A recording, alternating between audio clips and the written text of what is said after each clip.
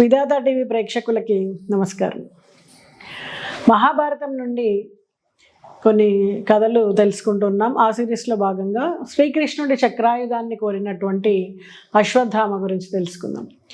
ద్రౌపది దుఃఖాన్ని మాన్పడానికి ధర్మరాజు ఆమెతో ఇలా అంటాడు: ద్రుపద రాజపుత్రి, రాచబిడ్డలు యుద్ధంలో మరణించడం సమంజసమే కదా.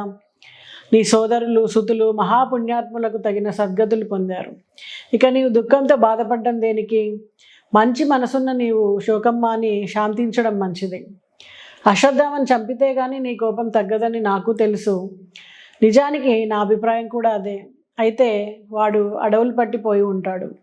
అడవులు గాలించైనా ఏదో విధంగా వాడిని పట్టుకొని వధిస్తాం. అయితే అతన్ని చంపినట్లు నీకెలా తెలుస్తుంది?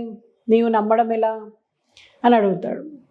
అప్పుడు ద్రౌపది, నాథ, ఆ దుష్టుడికి పుట్టుకతోటే శిరమున మణి ఉంది. దాన్ని తెచ్చి ఇస్తే నేను చూసి ప్రాణాలతో ఉంటాను అప్పటిదాకా అని పలికి, అప్పుడు నేను నమ్ముతాను. నాథ, ఆ దుష్టుడికి పుట్టుకతోనే శిరంలో మణి ఉంది. దాన్ని తెచ్చి ఇస్తే చూసి నేను అప్పటిదాకా ప్రాణాలతో ఉంటాను అని పలికి వాయుపుత్రుడిని తన చేతితో స్పృశించి భీమసేన మనసులో క్షత్రియోచిత ధర్మాన్ని పాటించి వెంటనే వెళ్ళి దుష్టుడైన అశ్వత్థామను చంపి నాలో కలిగిన కోప తాప శోకావేశాలని మాన్పి నన్ను రక్షించు అంటుంది.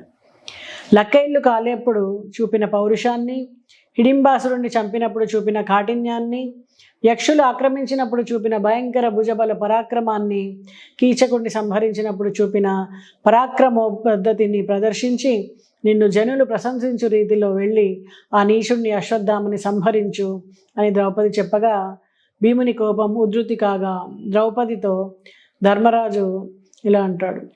ద్రౌపదితో ధర్మరాజు నా అభిప్రాయం కూడా అదే అన్న మాటలు కూడా అశ్వత్థామను సంహరించడానికి అంగీకారంగా భావించి బంగారు కాంతితో మణులు పదిగినటువంటి రథాన్ని సిద్ధం చేయమని నకులుణ్ణి పురమాయిస్తాడు. అతడు ఉత్సాహించి మంచి బలము వేగము గల గుర్రాలని రథానికి పూంచి భీముని మనోవృత్తికి అనుగుణంగా రథాన్ని నడుపుటకు తానే సారథి అవుతాడు.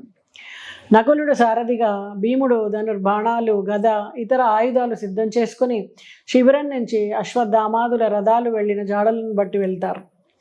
మార్గాంతరంలో కనిపించినటువంటి జనాలను చూసి అశ్వత్థామ ఎక్కడున్నాడో చెప్పగలరా అని అడగ్గా వారు అతడు కృపాచార్య కృతవర్మలతో కలిసి హస్తినాపురం వెళ్ళి మధ్యలో గంగానది ఒడ్డుకు వచ్చి ఇద్దరు వీరులు అశ్వత్థామను అక్కడ విడిచి వెళ్ళగా అశ్వత్థామ ఒంటరిగా వ్యాసుని ఆశ్రమానికి వెళ్ళాడు అని చెప్తారు. భీముడు నకులుణ్ణి రథాన్ని ఆ వైపుగా నడపమన్నాడు. ఇదిట్లుండగా శ్రీకృష్ణుడు ధర్మరాజును చూసి, ధర్మరాజా, భీముడు శోకము కోపము అధికం కాగా అశ్వత్థామను ఎదుర్కొనుటకు వేగంగా వెళ్ళాడు. అతనొక్కడే గురుపుత్రుని మీదకి వెళితే కార్యహాని జరగవచ్చు.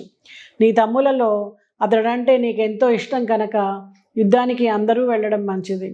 ఎందుకనగా సమస్త భూమినంతా భస్మీపటలం చేయగల బ్రహ్మ శిరస్సు అను పేరు గల దివ్యాస్త్రాన్ని అతని తండ్రి ద్రోణుడు అతనికిచ్చాడు. అట్లే అర్జునుడి మీద గల వాత్సల్యంతో అతనికి కూడా అస్త్రాన్ని ప్రసాదించాడు. అశ్వత్థామ అర్జునుడి మీద అసూయ గలవాడు. ద్రోణాచార్యుడు ఆ అస్త్రాన్ని పాండవుల మీద ప్రయోగించకూడదన్న ఉద్దేశంతో ఈ మహాస్త్రాన్ని మానవుల మీద ప్రయోగించకూడదు అని చెబుతూ ఇట్లా అన్నాడు: కుమార, బ్రహ్మశిరం అనే ఈ మహాస్త్రాన్ని మానవుల మీద ప్రయోగిస్తే కీడు కలుగుతుంది.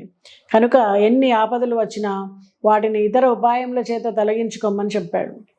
కానీ దురహంకారి అయిన ఇతడు తండ్రి మాటను ఆచరించేవాడు కాదు. ధర్మజ, ఇతనికి ఈశ్వర వరప్రసాదం వలన చిరంజీవిత్వం ఉంది కదా అని అగస్త్య మహర్షి ద్వారా తన తండ్రికి అతని ద్వారా తనకు సంక్రమించిన బ్రహ్మోశిరా నామకాస్త్రం అనుకున్నది కదా అని దాని మహిమతో దేవ మానవ రాక్షస లోకాలు భస్మీపటలం కాగలవని ధీమాగా ఉంటాడు. మీరు అరణ్యవాసం చేసే సమయంలో ఒకనాడు నేను యాదవ బాలులతో కలిసి వేడుకలలో ఆసక్తుడనై ఉన్నప్పుడు అతడు నా వద్దకు వచ్చి నవ్వుతూ ఇట్లా అన్నాడు: కృష్ణ, మా తండ్రి చేసిన గొప్ప తపఫలంగా అగస్త్యుడు సంతోషించి బ్రహ్మశిరస్సు అనే గొప్ప అస్త్రాన్ని ప్రసాదించాడు. మా తండ్రి నా మీద కల వాత్సల్యంతో ఆ మహాస్త్రాన్ని నాకు ఇచ్చాడు. అటువంటి మహాస్త్రాన్ని నీకు ఇస్తాను. నీ చక్రాయుధాన్ని నాకు ఇవ్వు అని కోరాడు. నేను మరో మాట్లాడకుండా నా ఆయుధాలు సుదర్శనం చక్రాన్ని, శార్గం ధనుస్సును, కౌమోదకని గదను, నందకం అనే ఖడ్గాన్ని చూపించి, వీటిలో నీవు ప్రయోగించగల దాన్ని ధరించు. నీవు ప్రతిగా ఏమీ ఇవ్వక్కర్లేదు. స్నేహితుడు కోరిన దానికి ఇస్తూ దానికి ప్రతిగా మరొక దాన్ని పుచ్చుకోవడం ధర్మం కాదు అని సుదర్శన చక్రాన్ని తీసుకోమన్నాను. ధర్మరాజా ఆ మాటకు సంతోషించి మందబుద్ధి గల అశ్వత్థామ తన ఎడమ చేతిని ఉపయోగించి చక్రాన్ని ఎత్తబోతాడు. దానితో ఎత్తలేక కుడి చేతిని ఉపయోగించి ప్రయత్నం చేశాడు, కానీ సాధ్యం కాలేదు. తర్వాత తన రెండు చేతుల్ని కూడా ఉపయోగించి అణుమాత్రమైనా కూడా కదల్చలేకపోతాడు. దానితో గురుసూతుడు దిగులంది ఉండగా అతనికి ఇట్లా అన్నాను: అశ్వత్థామ, అధిక నిష్ట కలిగి బ్రహ్మచర్య వ్రతం పూని రుక్మిణీదేవితో కూడి హిమపర్వత చర్య మీద 12 ఏండ్లు ఘోర తపస్సు చేసి ఈ చక్రాయుధాన్ని పొందాను.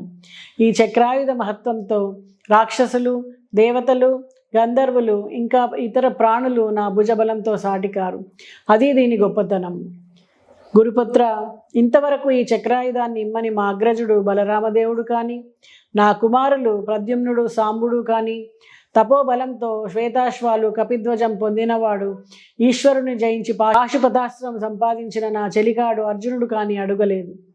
భరత వంశ గురుడు కుమారుడివి నీవు అడిగావు, ఎవరితో యుద్ధం చేయాలి అని ప్రశ్నించగా అతడు, కృష్ణ, అన్ని లోకాలలో ప్రసిద్ధి చెందిన ఈ సుదర్శన చక్రాన్ని నాకు ఇస్తే నీ పాద పూజ చేసైనా నిన్ను ఒప్పించి నీతోనే యుద్ధం చేస్తానన్నాడు.